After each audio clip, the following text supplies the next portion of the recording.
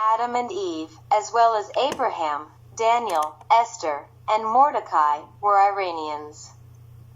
With the Cyrus Pact, the Abraham Accord, the Islam of Muhammad bin Salman, and the removal of the Bani Abdullah dynasty from power in Iran, peace and tranquility will be established throughout the world.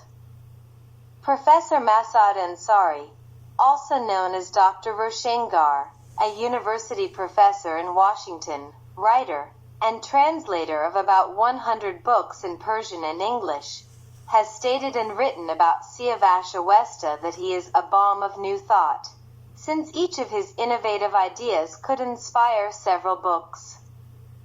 For example, Professor Masoud Ansari wrote a 400-page book titled Allah Akbar, based on a brief explanation of the concept of Allah Akbar presented by Siyavash Awesta. It is worth noting that Siyavash Awesta, David Abbasi, holds a secular, rational, and non-religious view of religions, history, and world philosophies. This approach has made him, for over 50 years, a philosopher, innovator, and narrator of dozens of new ideas, projects, and programs, expressing himself in several languages. It is now November, marking the 78th anniversary of the founding of the State of Israel and its recognition by the United Nations. I wish to pay tribute to all the historical figures who, through their ideas, writings, actions, and struggles, made it possible after 3,500 years for the children of Israel to once again settle on part of their ancestral land. The friendship, love, solidarity, and brotherhood between Iran and Israel date back over 3,500 years. Iranian empires have always been the protectors of the Israelites, defending them during invasions from Rome, the East, and the West from ancient times to Cyrus the Great and later to Reza Shah Pahlavi, who granted Iranian passports to any Jew coming to Iran from anywhere in the world so they could freely migrate to the land of Israel and escape Hitler and the Nazis. Regarding the establishment of the State of Israel, although Britain and more than 20 of its colonies abstained or voted against it at the UN, the former Iranian Prime Minister Syed Zia al-Din Tabatabai gave significant assistance to purchase lands that Arabs refused to sell to the Israelites. In return, the Israelites have always played a vital and influential role in Iranian empires, from Daniel, who served as Prime Minister of Persia, to Mordecai, who was a court minister, and to Esther, Sitara, who became Queen of Persia.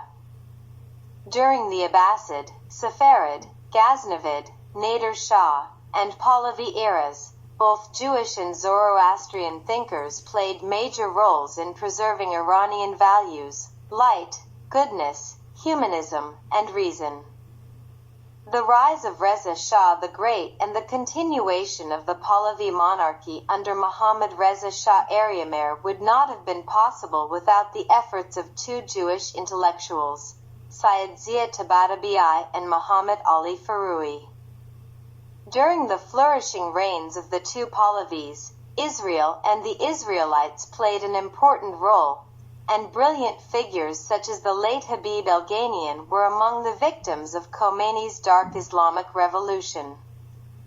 We also owe the rediscovery of Persepolis, one of Iran's greatest archaeological treasures, to the Israeli, Jewish, French archaeologist Roman Gershman, who unearthed it from beneath the soil. After Khomeini's dark Islamic revolution, Israel was one of the first victims. People were killed, Israel's embassy was handed over to Palestinian terrorists, and even today the slogan "Death to Israel" appears in Friday sermons and newspaper footnotes. Yet when Saddam Hussein attacked Iran, Israel came to the aid of the land of Cyrus, destroying Iraq's nuclear bases that threatened Iran and providing vital military supplies. Israeli figures such as my dear friend Ari Ben Minashi were even imprisoned for a year in the US for helping Iran militarily. Without Israel's support, Saddam Hussein and Iraq would have won the war and Iran would have been partitioned. For more than 45 years, Israel has endured the hostility and terrorism exported by the Ayatollahs, who have ceaselessly shouted anti-Israel slogans and poured billions of dollars into terrorist groups sowing chaos in the region. After enduring several proxy wars, 2 years after the barbaric October 7th massacre, Israel struck back, hitting Evin prison to free political detainees, targeting the regime's propaganda network, and destroying the main Security Council meeting. The IRGC commanders killed in these operations were longtime collaborators of Saddam Hussein and the main perpetrators of 45 years of repression, torture, and murder. Several of them were members of the Al-Mansouroun group, originally created under the Shah with Saddam's funding to separate Khuzestan from Iran. These past 2 years have also emboldened Israel's historical and ideological enemies in the West to act openly, reviving anti-Semitic hatred. Since 1990, I have declared in my French-language broadcasts that anti-Zionism is simply anti-Semitism in disguise. But the billions of petrodollars circulating in Western politics, education, media, and economics have dangerously strengthened anti-Israel sentiment in Europe. Therefore, following the successful and promising Abraham Accords between Israel and the Arab world, the Cyrus Pact, under the leadership of Prince Reza Pahlavi, must be extended to all 20 Persian-speaking countries, to reunite the lands of Cyrus under his descendants, and to renew the historic, brotherly, and benevolent bond between Iran and Israel, changing the colors of Iran, Israel, and the world itself.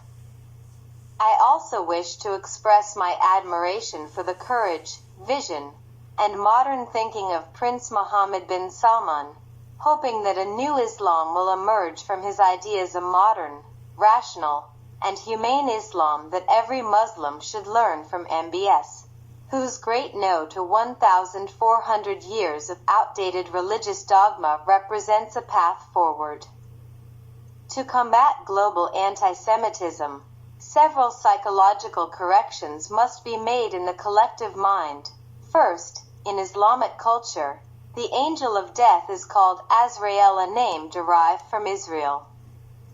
This association must be removed.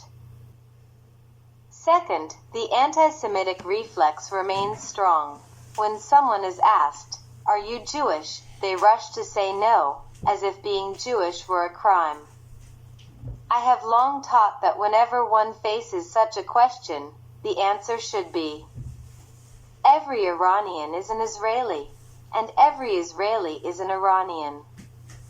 Abraham, the ancestor of the Israelites and the Jewish people, was born in the city of Ur, near the Persian Gulf, only a few kilometers from the 7,000-year-old city of Susa, in today's Iran-Iraq border region.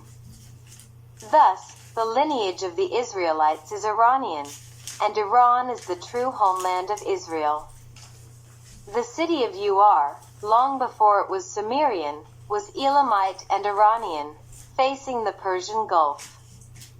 Moreover, the Caspian Sea or the Caspian Sea can be viewed as a root of the Israelite people, and Susa as the birthplace of Adam before his descent into the Sinai desert.